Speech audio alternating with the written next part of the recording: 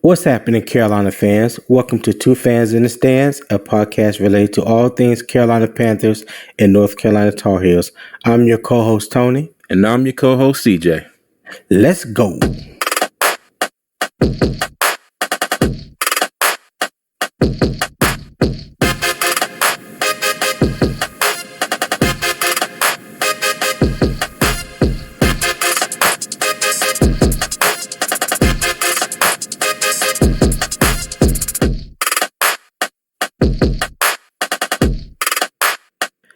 Well, CJ, normally I would ask you how you doing and all that, but I'm going to go out on a limb and say I already know. So I'm going to skip the pleasantries and ask you what is your, what is your take on the game offensively, and is it time for head coach Matt Rule to go? The floor is yours, sir. My take on the offense is throw them all away. And that's just my emotions talking. But the offense is, I mean, they were garbage juice trash yesterday. They really were. It just looked like I was up there calling the plays. It looked like I was calling the plays, and it looked like me and my kids were out there executing them. Being that we're not all trained athletes getting paid millions of dollars, that's what it looked Right, right. I can't argue that point. Our first two possessions, fumbles. Chuba Hubbard, fumbled. Robbie Anderson, fumbled. I mean, that set the tone for me for the entire game right there. When they did the kickoff and I saw Chuba Hubbard, I promise you, the thought came in my head. I said, do not fumble the ball. Do not fumble the ball. And what did he go right out there and do? Fumble. Then we got fumbled the ball. Then we got the ball back. Robbie Anderson fumbled the ball. So for me, the tone was set from right then and there. And they never looked, to me, any better except for that one drive where we scored a touchdown. I think that was like the first drive of the second half, right? Yeah, that was the first drive of the second half. We scored a touchdown. It was very lackluster. Very lackluster. The offense shot themselves in the foot time after time after time. And to get to your second question, do I think Matt Rule needs to go? Yes. I felt that way probably last year. But the kindness in me wanted to give the man another shot because everybody's like, oh, he turned around Baylor in 3 years. He turned around Temple in 3 years. Well, I think it's about time he realized that this is not college. This is the pros. And what he's doing is not working. And we kind of had this conversation yesterday about, the blame going on him. Mind you, it wasn't all on him, this game. Wasn't all on him. But he is responsible for this trash culture that the Panthers have.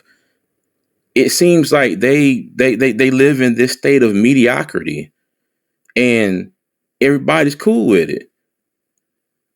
At least it seems like everybody's cool with it. I don't know about you, but I heard there was some rumblings going on about him and the players not being on the same page. Don't know if that's true. Don't know who said it, but it's out there. Yeah, so I haven't heard that yet. We'll see. We'll see. But yeah, my overall impression of the offense, trash. Matt Rule needs to go. And I'll kick it back to you.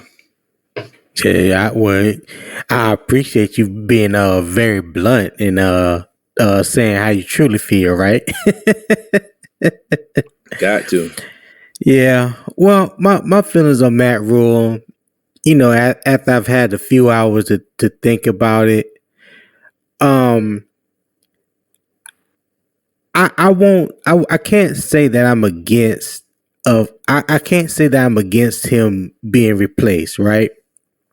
But for me, I've always been the mindset of you don't want to blow up a team in the middle of a season or once the season gets started. If there was going to be any big change like that as far as replacing the head coach, that's something that should have been done during this offseason because now you think about it, if you were to replace Matt Rule, who would you replace him with? Because it would have to be somebody on that staff, right? You would have to have an interim head coach. So would you want Ben McAdoo to take over and be the head coach 2 games into him being the offensive coordinator of the team? Or who Call me, I'll defense? do it. uh, Okay, all right, but let's be realistic. And defensively, if you fire Matt Rule 9 times out of 10, you probably want to get rid of Phil Snow because they're like a package deal. And I don't Bye. think nobody wants Phil Snow to be the head coach. So who would you get? Would you hire Steve Wilkes as the interim head coach, Al Holcomb as the interim head coach? Like who would you be comfortable enough with being the interim head coach for the remaining 15 games of the season? That's my only hesitancy or drawback as far as wanting to make a change right now. I'm not going against the grain and saying a change don't need to be made. Whether you want to put all the blame on Matt Rule or not, however much he is responsible for, that's to be determined. But overall, he is the head coach of the team, and it is his responsibility to make sure that all things are clicking on all cylinders. Now that's my take on Matt Rule. Now offensively, I saw a team that was still gelling and working the kinks out.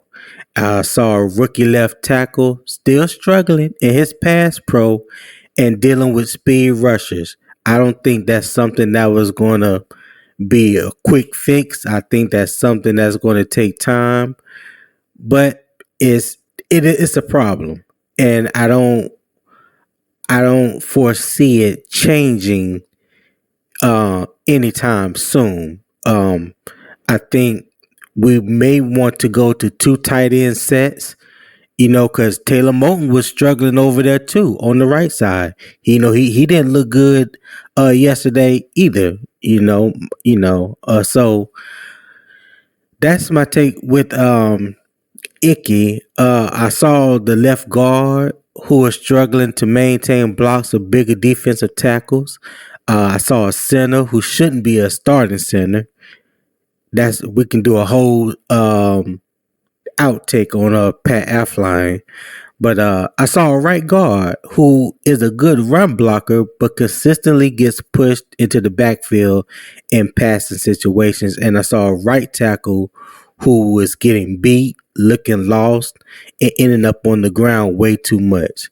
So basically, what I'm saying is the offensive line looked bad yesterday, especially when it came to protecting Baker Mayfield.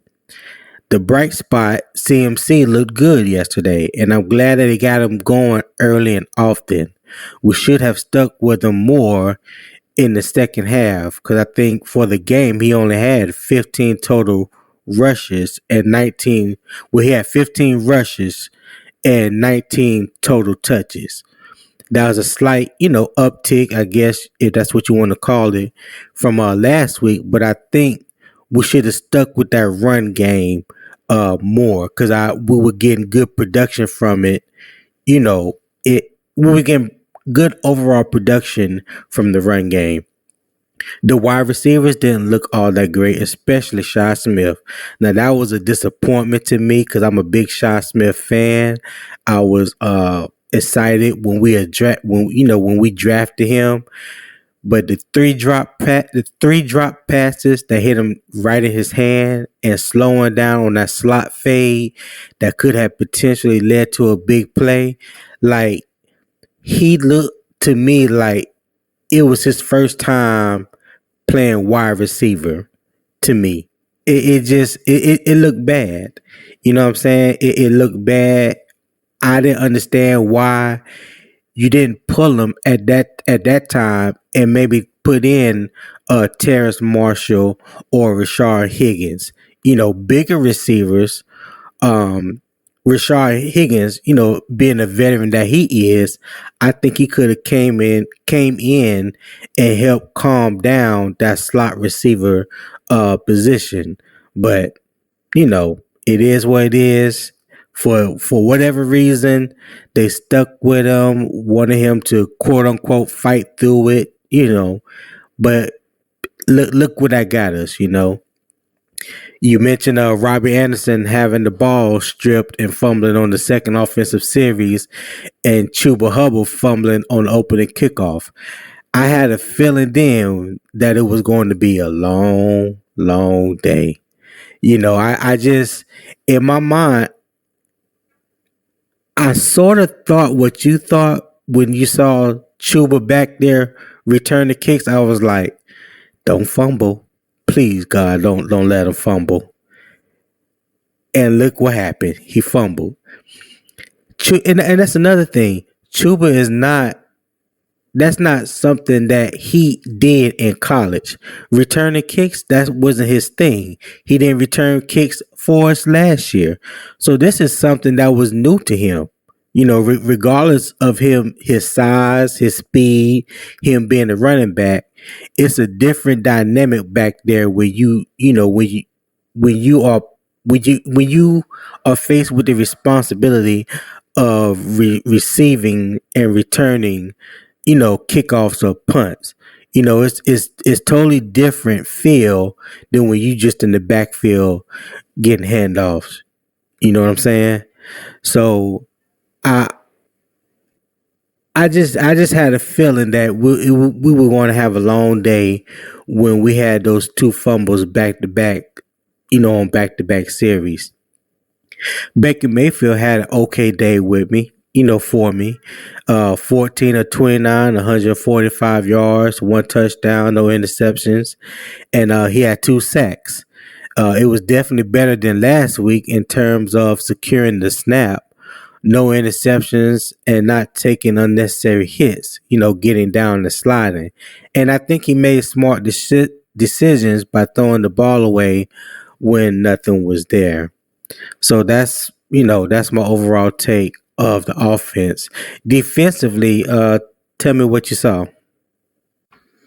Hold on, I want to get back to the offense real quick because Okay. I'm still just kind of pissed off in general because my thing is Chuba Hubbard. Okay, Yeah. I still go Yeah. back to when he got drafted. I was like, oh, okay, and then you find out the story is Matt Rule's wife was like, oh, you need to draft him. Okay, I'm gonna go and draft him. Chuba Hubbard ain't done diddly squat since he been in a Panthers uniform, in my humble opinion.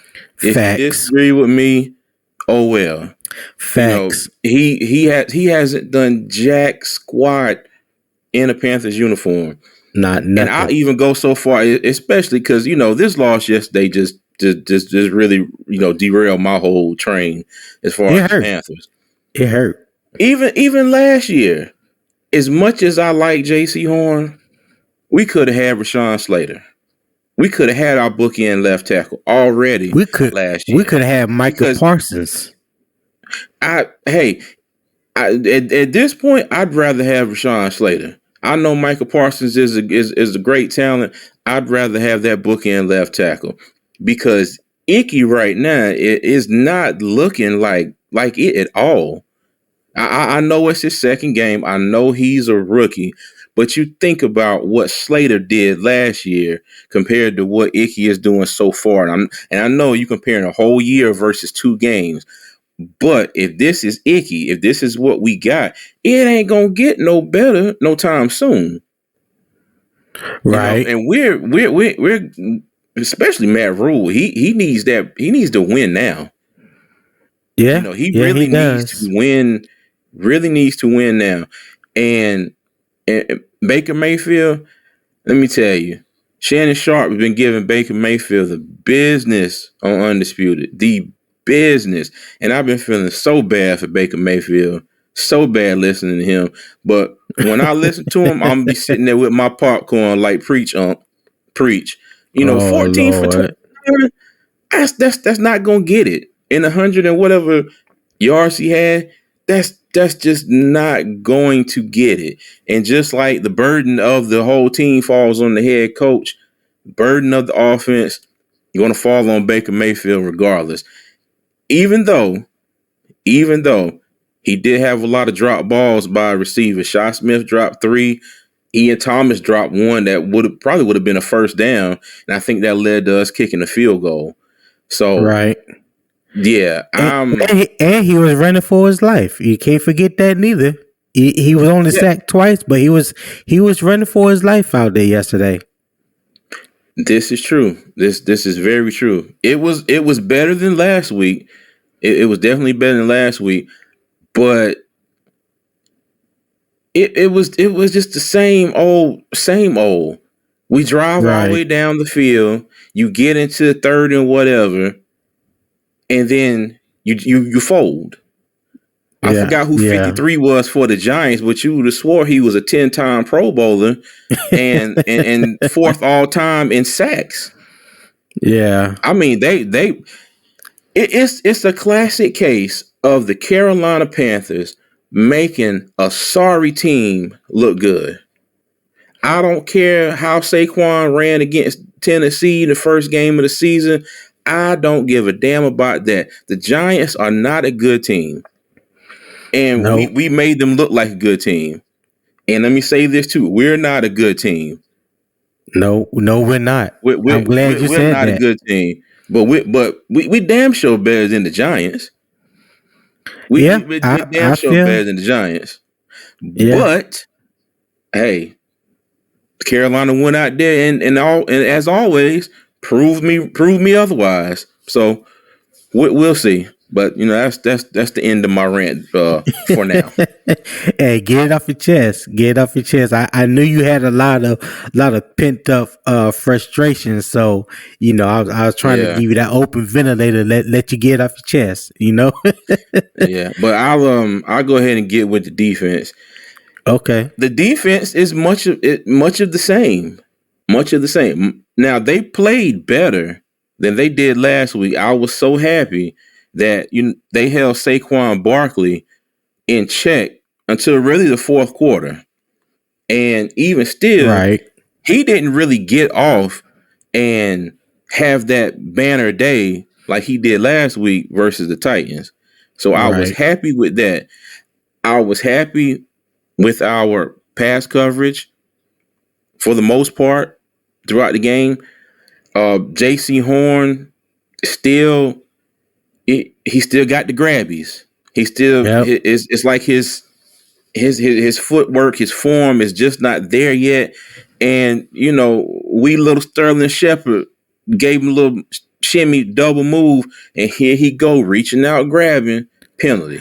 But not to cut you off, but that's the same move that Amari Cooper was Yeah, used on him like twice last week. So yeah, the thing about that is when teams are scheming for you and they see that, they're going to try that. So he needs to be aware of that. You know what I'm saying? I think his aggressiveness sometimes overshot. He gets too aggressive and it gets him in trouble. But go ahead. I just wanted to say that. yeah. But it's more of the same. It's more of the same. Carolina defense will play good, and the stuff I was harping on last week, they got more pressure. They got sacks. Yeah. Yes, they Dump truck did. Brown looked like he was, like he was back in the driver's seat of his dump truck, for a Yeah. while there. You know what I mean? He looked like he was back in the driver's seat. Look like he was. But it always comes down to, like, when the offense drove down the field, Carolina's offense got the touchdown. You've been holding this team down, the Giants. You've been holding this offense down the whole game. settling for field goals, doing good. Preach. The minute we score, you let Preach. Daniel Jones and whoever that daggone tight end was just march Preach. all the way down the field, third and whatever it was, and then he throws this laser to what's my man name? That's name was James, I believe. Yeah, And I'm yeah. like, and he James. darts it into Richie James. He darts Richie it in James. Yeah. between three people and makes the catch on third down. And it's like, okay, he made the catch. Now get on with it and stop him. It was like that one catch just let all the air out of their balloon. Just let all the air out of them, and they just went, okay, well, this drive is a wash. And then they just marched right on down the field. Right on down the field.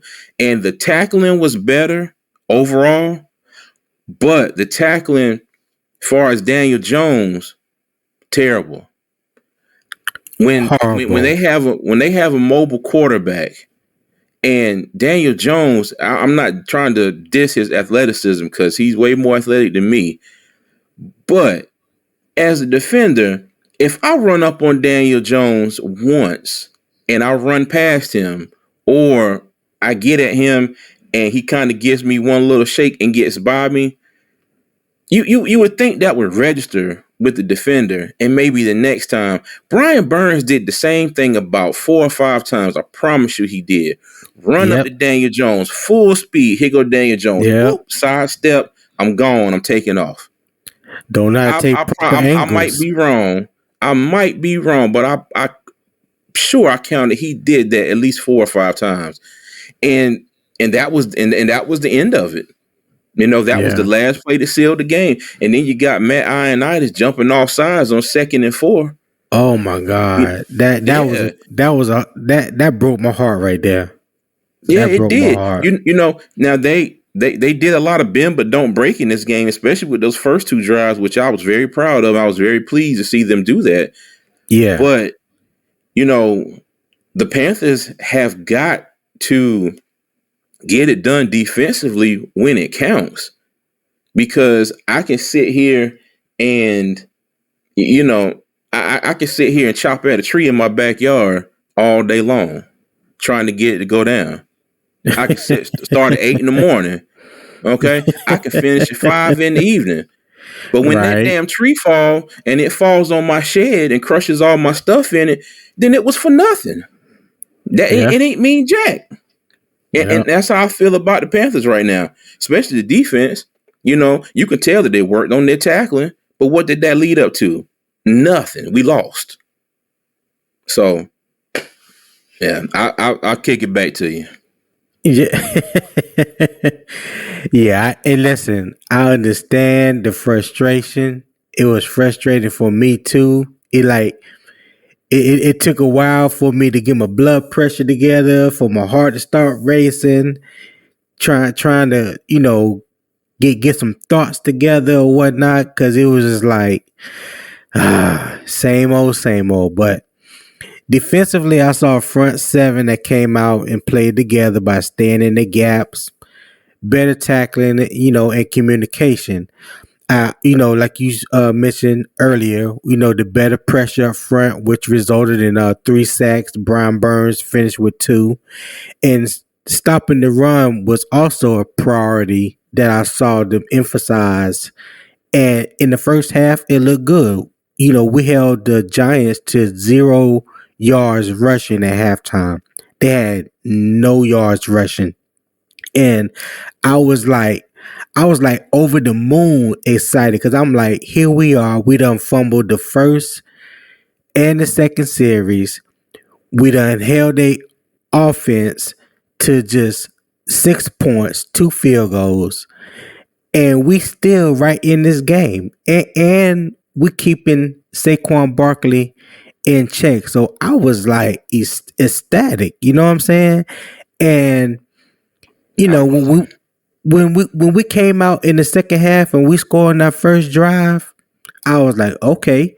So I see some adjustments have been made. You know what I'm saying? We came out in first drive of the third quarter and scored. That was something that we wasn't doing at all last year. Matter of fact, last year the third quarter was the worst quarter for us as a team. We always got our ass kicked in the third quarter last year, you know. So, but I wish we would have stuck with that plan all game. Keep applying pressure and put a priority on stopping the run. It seemed like, just like you said, as soon as we scored, we relaxed and let them march right down the field and score on us. That really needs to stop. Like, we need to keep our foot on their neck and be able to put teams away. It's like we apply pressure all game long. We go down, we score. Keep that same pressure. You know what I'm saying? Keep that same Exactly. intensity. Keep that same priority. Keep doing the things that got you to a 6-6, tie score at halftime. Keep doing the same things that helped you lead or helped you hold Saquon to 0 yards rushing at halftime. You know what I'm saying? Keep doing those same things. For the life of me, I know a lot of times we say it all falls back on Matt Rule, and I agree. Some of that Hmm. does fall on Matt Rule, but some of that defensive play calling falls on Phil Snow. And I saw the same type of play calling when they was at Baylor, and I saw the same type of play calling when they was at Temple. Because my wife graduated from Baylor, so I watched Baylor games, and I remember when they came to Baylor from Temple, that same defensive philosophy for some reason he thinks will work in the NFL, and it doesn't. You have to keep your foot on their neck. When they down, knock them out, and they don't do it. Our linebackers look very out of whack when it comes to playing the pass. Shaq Thompson looks like a shell of himself. Like, he didn't look like himself out there.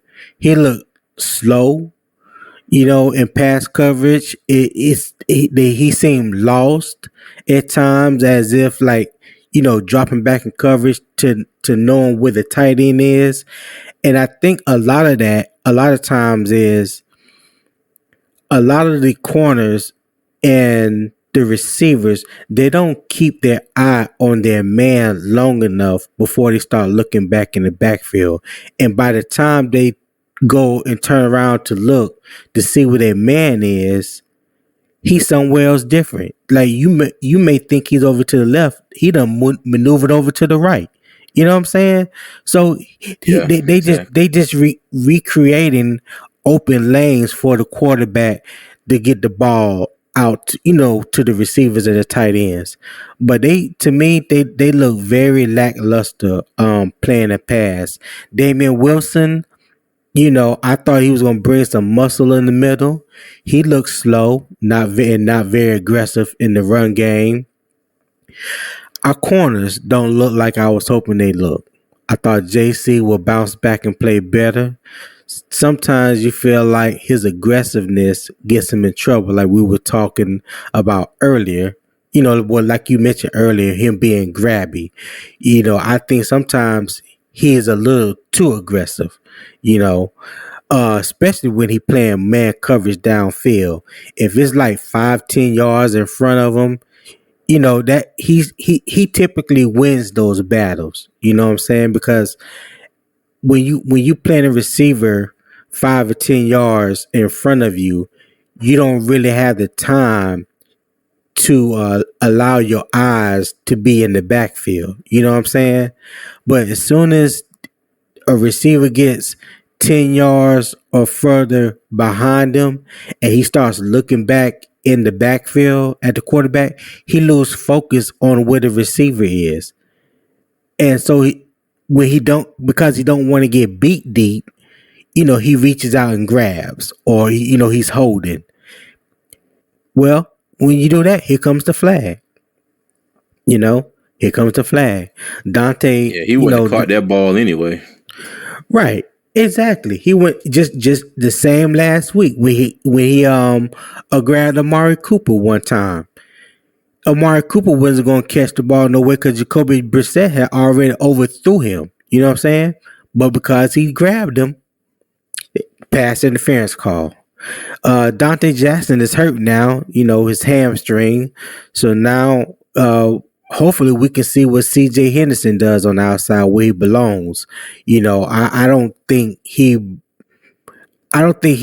quick enough or has that quick twitch enough to be playing inside as a slot corner.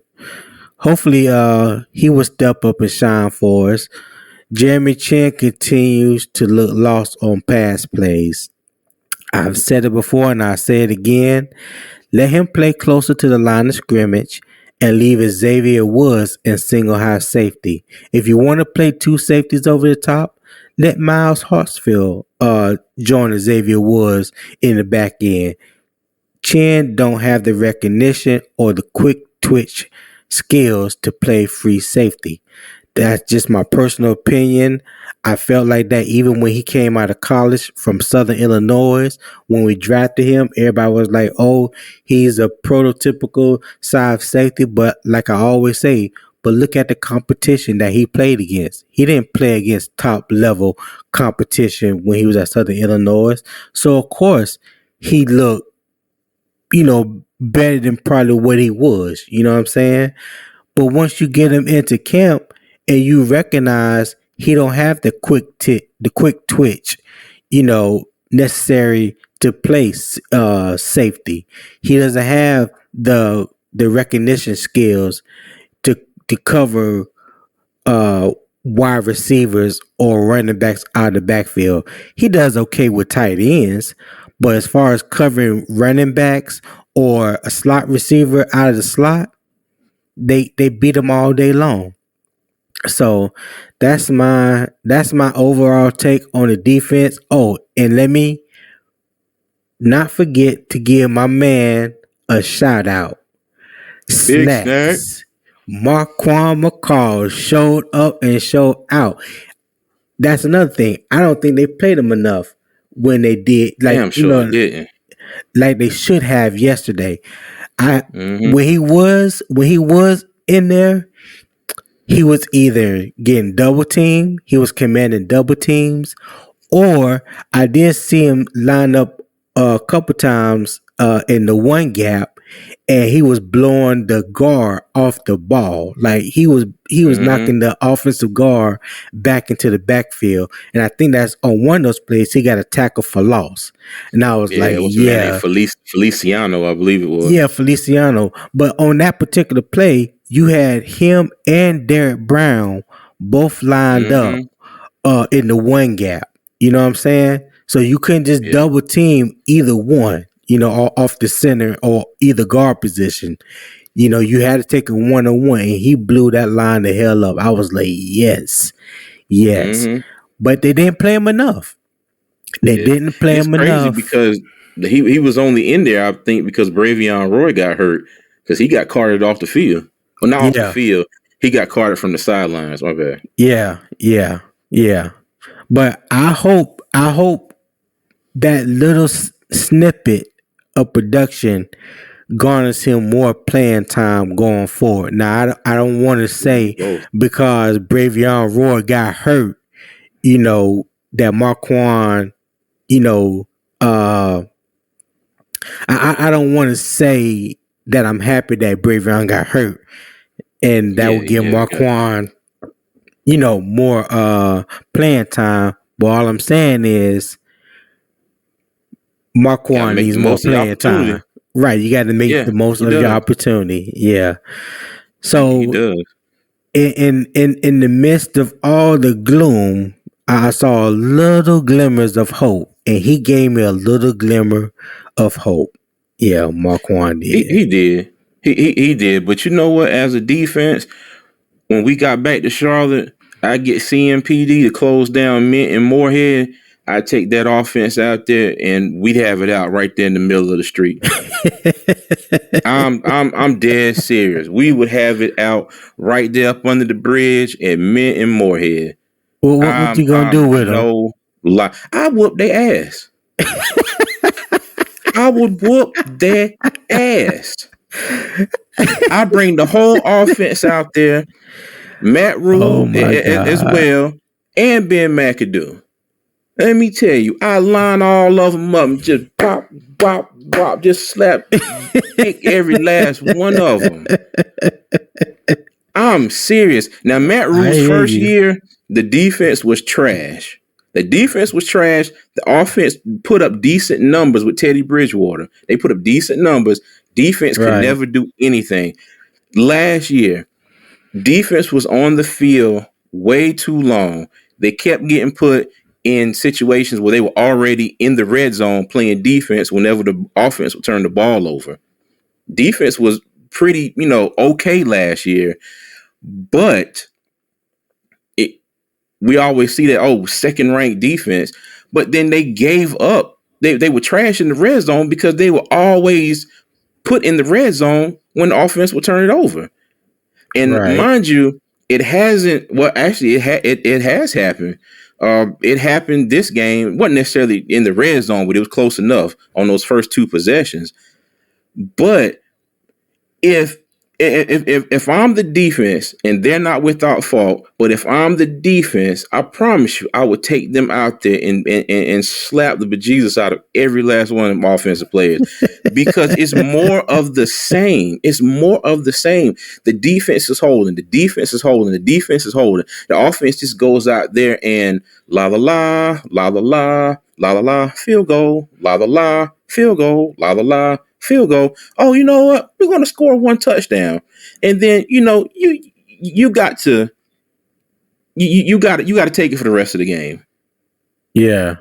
It just feels that way, and I know that's not exactly what happened in this past game, but it gives those vibes. Now, mind you, in the same sense, you could say the offense could line the defense up at that Minton Moorhead and slap the crap out of them for letting them drive right down the field and score as soon as right after the offense scored. It could go both ways, but the defense sure did look a hell of a lot better than the offense yesterday, except for that one drive. Yeah. But Yeah. yeah, But I mean, it's definitely got to be somebody gonna have to do something around there. yeah, the team definitely needs a come to Jesus moment. There's no Mm-hmm. doubt about it. Yeah, yeah, there's definitely a wake up call that needs to happen. Uh, I I don't know who makes the decision about what receivers to play, but there's no way in the hell I will have Terrence Marshall and Rashard Higgins sitting on the sidelines for the second consecutive Yes, game. Like yeah. what all the hype and all the news that we heard about Terrence Marshall getting deep in training camp and off season workouts and how good his offensive his off season workouts were and how good he looked in training camp when he was able to play, but we're not getting a chance to see any of that. You know what I'm saying? It's like I get it. I understand Shy Smith earned his playing time, but yesterday wasn't a good look for him, especially in the Mm-hmm. first half. So Not to at all. me, one of the adjustments that should have been made was okay, let's try somebody else in the slot. Let's try Terrace Marshall in the second half and see what Yeah. happens. Let's give Baker a bigger target to throw at. Let's put Rashard Higgins in there. Thank you. What the hell He's did we not get him that for? right. He's not that fast, but he definitely good when it comes to to route running. Let's put him out there and let's see what we got. You know what I'm saying? I understand Mm-hmm. that they didn't activate LaVisca Chenault, but my thing is now going into next week. Say he's not ready to play wide receiver. Say he doesn't know enough of the plays. Okay, Granted, I give him that. You can at least activate him and have him returning kickoffs or returning punts. I Now think you, he would yeah, have did. I think he would have did a better job than than yeah, Shy Smith and Chuba Hubbard true. yesterday. If My he didn't thing do is, nothing else, yeah, go if the ahead. playbook is 40 plays, shit, give him 10. We ain't saying he got to be in there every down, but give him a set number of plays and let him get on the field. But my And thing, I call bull on this whole Terrence Marshall crap. I'm not even gonna lie. I call straight bull. I don't think they have no confidence in that young man at all. you don't I think don't. so?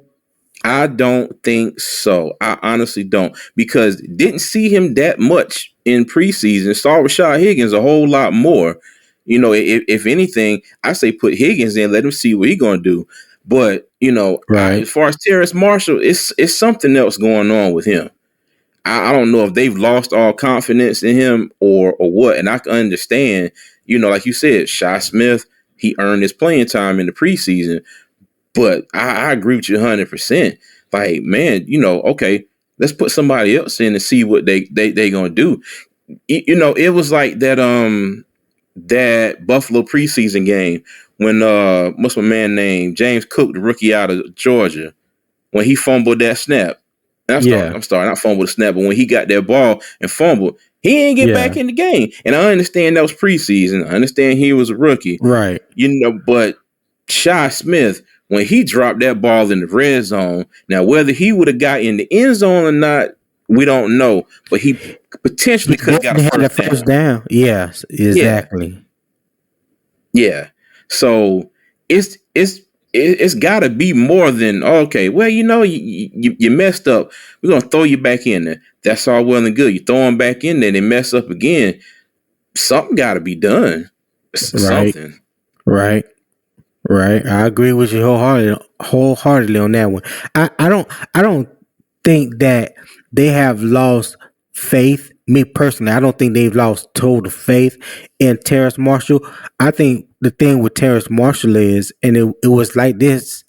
It was like this his last year at LSU, even before the draft, and the reason why he fell out of the first round of the draft is he's injury prone and he can't stay healthy.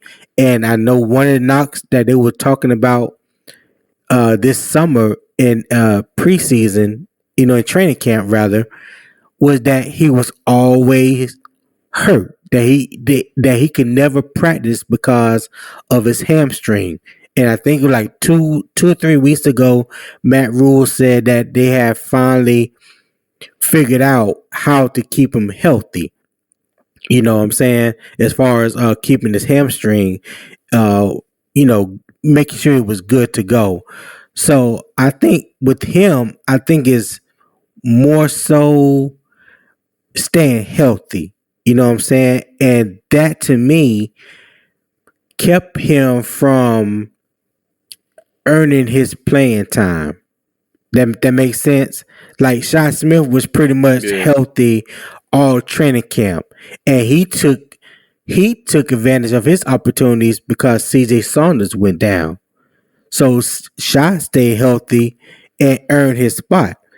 The big knock on Terrace Marshall was this training camp was that he couldn't stay on the field. He couldn't stay on the field long enough to practice to really show you consistently what he had to offer.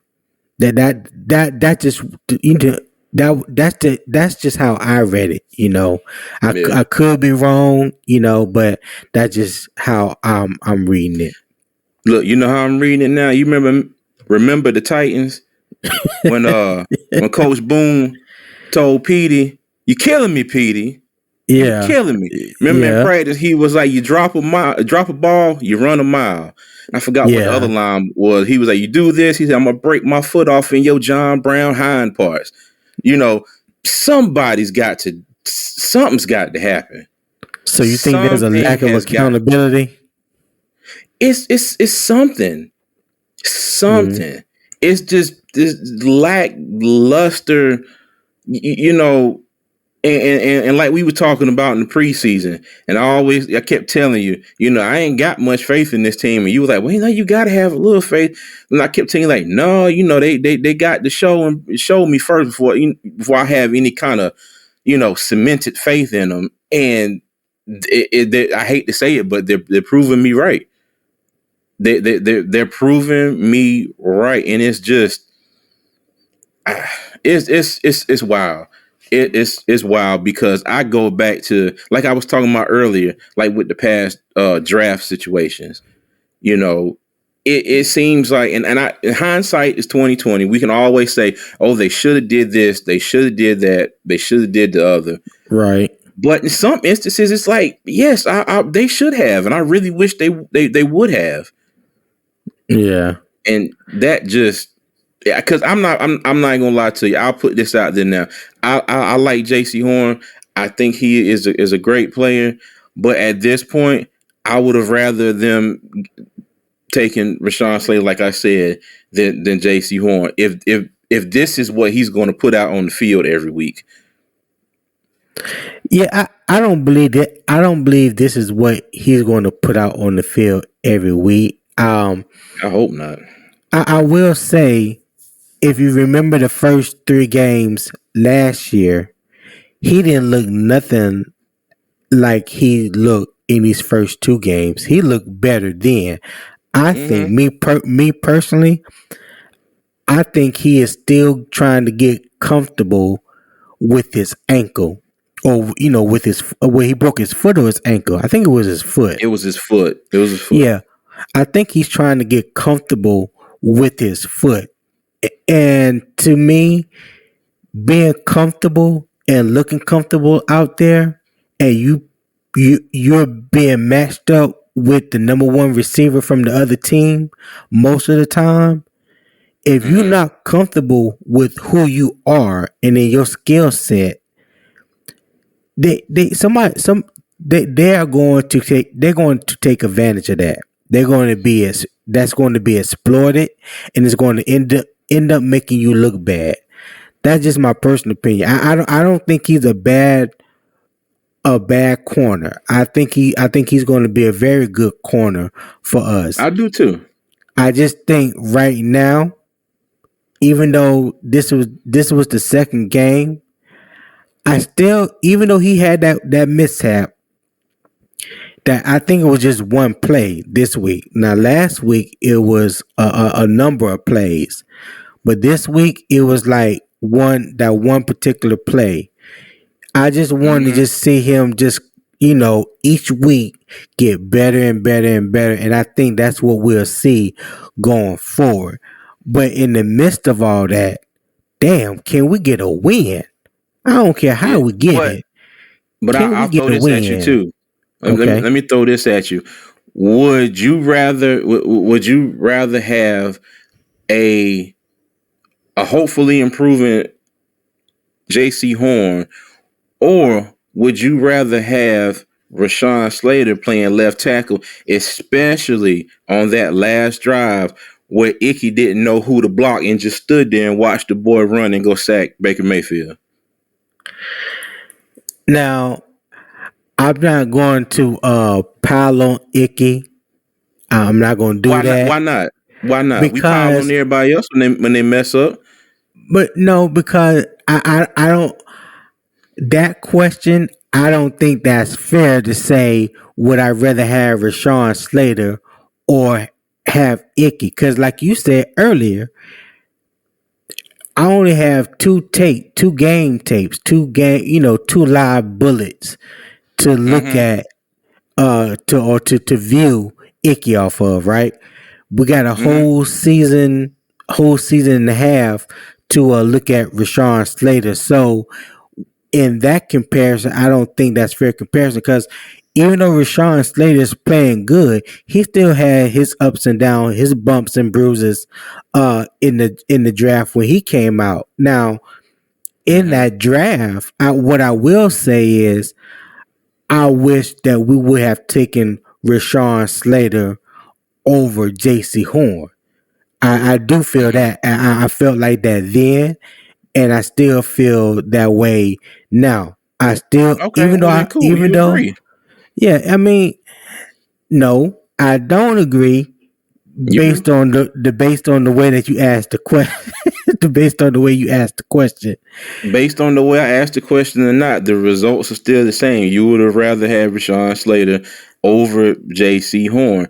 Okay, And the thing is, Slater was a much better proven pass blocker coming out of college. You see the way he manhandled Chase Young when Northwestern played Ohio State. yeah. Well, Icky's pass block has been questionable when he was at NC State.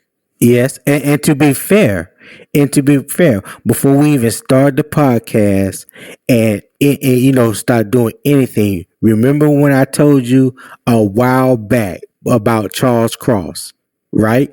Mm-hmm. Remember when we first started talking, and I was like, you know what? Keep an eye on Charles Cross before his name even became a household name, and before the draft and all that buzz. Mm-hmm. Because somebody had, I think it was Jim Nagy, had mentioned it on Twitter about Charles Cross, and I went and I looked at Charles Cross tape, and the first tape that you see on YouTube was the tape of him against Alabama, and saw how he held his own against the ends from Alabama, and I was like, well, hell, if he could do that against Will Anderson and them boys at Alabama, he ready. So me personally, if in this draft right here, me personally, I'm glad that we got Icky because I'm glad that we got a left tackle. That's what I'm glad about. But if you was to ask me, if it was up to me, who I would have selected, I would have selected Charles Cross over Icky. Why? Because it's easier to teach someone to run block than it is to pass pro. You know what I'm saying? And So if you can realize that, then how come the Panthers can't realize that? These jokers I have a whole don't. scouting department getting paid millions of dollars to do this crap. Me and you ain't getting paid jack shit doing a podcast, you know, and we Yeah, come to this conclusion. yeah. Because I just felt like if you want to protect your quarterback, the best way to protect your quarterback is having somebody that can pass block. Your run block is Exactly. not necessarily protecting your quarterback. The run blocking is to help your running back. Christian McCaffrey, to Exactly. me, is going to get his as long as he has a decent Yes. enough line in front of him. My whole thing was, Mm-hmm. how are we going to keep our quarterback upright? How are we going to keep him from getting his head knocked off? To Leave him on me, the bus. to me, at that time, at that particular time, Charles Cross was a better selection for me than Icky. But they went with the road grader, the attitude, the nastiness, and I get all that. Well, we needed that too. I get it, I get it. But for me, that instant gratification, I would have selected Charles Cross. That's just me. Yeah, I mean, I'm not even gonna lie. I was just happy that they picked the left tackle. Right. I Exactly. really was. That was me. Exactly. I had my blinders on. I was just like, pick a left tackle. Yeah. Yeah. I didn't realize that Icky's pass protection was lacking as much as it is until after we drafted him. And I'm like, okay, well, maybe they can coach him up before the first game of the season, during training camp, during preseason. And let me say this: Icky is not terrible. He has not looked terrible. He's looked bad at key times. Right. That's my issue, and that's my issue with this whole team in general. They look good, but when the rubber meets the road, they slipping. They're just spinning. They hitting the gas and they ain't going nowhere. Yeah. Like, When they really need to get it done, they fold. yeah. Yeah. Those key moments in the game, they don't come through. At all. And it's been like that for some time as a team for the Yeah. last few years. Yeah. Well, I guess for me, and I've always been like this. Regardless of who I'm rooting for, I'm all like for okay. Let me just say this: for the Panthers, I'm a diehard Panthers fan. I don't Mm-hmm. care who's coaching. I don't care who's quarterbacking. Players Mm-hmm. and coaches, they come and go. I'm a root They do. for my The for my Panthers. team. You know what I'm saying? So Exactly. I always try to keep enough faith in my mind that eventually something's going to work out. The tables are going to turn. Things are going to get better. So I'm gonna always keep hope alive for them. Now, granted, You sound like I, me back in the I day. I'm not with the whole fire Matt Rule. Like when I tell you, people have been giving Matt Rule the business ever since he got here. Now, in some instances, Mm-hmm. some people just don't like Matt Rule, and he hasn't given them any reason to feel bad about their decision. Yes, he has. I'm no, I'm saying I'm talking about the people that don't like him. It's like he hasn't done anything to make them change their mind. Oh, gotcha. All that has really happened is you have made the way that they feel it become even deeper. You know what I'm Mm-hmm. saying? And Yep. like I said, I'm not opposed to a coaching change. I just don't think right now will be the time to do it because what other options will we have, and how would that create a situation big enough to where to where you would see enough change. You know what I'm saying? Because you could find Matt Yeah, Rule, but who's going to be, like I said earlier, who's going to be the interim head coach, because all the other coaches are still going to be there. All them other coaches and yeah. all them other the same players that Mm-hmm. was there Sunday gonna be there next Sunday. Mm-hmm. The same players. So if you're gonna make an overhaul, to me, in my opinion, the off season is when you do that, where you got the time to make that overhaul, change the head coach, change the coordinators. When the free agency comes and the draft comes, that new coach, that new office coordinator, new defensive coordinators, they can start getting their players in. When free agency comes, they can choose not to resign this person and sign that person. But right now, we still got 15 games left.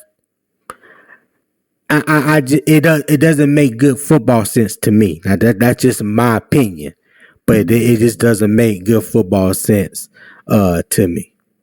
It can make great football sense because the thing is, who's to say that one of these guys that are on one of these coaches that are on the team right now couldn't come in and shoot some life into the Panthers, give them a different take on things, um, change the culture, something. Matt Rule looks like, and I shared this on Facebook yesterday. He looks like that guy who comes to work, who does the bare minimum, and still getting paid. And I'm not going to say that I think he is a terrible coach, but he needs to go back to college where things that he did worked for him. We've seen enough to know that it's not working in the NFL. Hmm. There have been some great coaches. Look, Nick Saban tried his hand at the NFL. He back in college balling out. Yeah. True. You know what I mean? Who was another? Steve Spurrier, great college coach. Yep. NFL, nope. Yep. You know what I mean? I just I haven't seen it. I haven't seen it at all. I mean, I mean, at all. like I said, I do not disagree. I do not disagree with you. I'm just saying the timing. I don't Mm-hmm. think the timing will be good right now. That Yeah. just And that, that, that that's my personal opinion. yeah, and you know what? And I disagree. The timing might be perfect. It might be perfect. Do you really think that Matt Rule is going to turn this team around after starting 2-0? the way he coaches, the way he goes about his business. Until did I say 2-0? Yeah. Oh, I'm sorry. 0-2. Yeah. My bad. Yeah. No. He I don't have any faith that he's going to turn this around. I would love for him to prove me wrong. I really would. But if you told me to go to Vegas and put my life savings on Matt Rule turning this season around, or them going ahead and get rid of him and letting somebody else have a shot, I'm not putting my money on Rule. Yeah, I'm not. No way, no how. I don't think nobody would ask you to do that. I definitely wouldn't. I'm just talking hypotheticals here. Yeah, I'm just putting something out there that hopefully people like to hear. I got you. Yeah. So what are your overall thoughts on the game, or is that your overall thought? Trash, and that's it. That just trash. That's it. That's it. Nothing else to say. Trash. Listen. I feel you. I'm gonna try to be a little bit more optimistic. I'm just going to say, just keep hope alive. Just keep hope alive, and I'm just hoping that eventually, at some point, here in the near future, the light bulb will switch on, and this offense and this defense and team in general can get things moving on the right track, and we have a good season. That's just me keeping hope alive. Now, I'm gonna lead what my thoughts is on the reality to myself. Those just gonna be thoughts. I'm not gonna put that out in the ether. No. That's the whole reason we do this podcast. Don't leave no damn thoughts in your head. Speak on it. Speak on it. What is the purpose of all this if you're going to hold your thoughts in your head? Put it out there. Speak on it. Hey, if we're wrong, we're wrong. I hope we're wrong for the better of the team. I damn sure don't hope we're right. Right. I hope both of us are wrong. I really do. But speak on it. Talk about it. Hey, I'm going to reserve judgment right now. All right. Just wait to see. Let's get half of the season under our belt. Right now, like I said, we just 2 games in.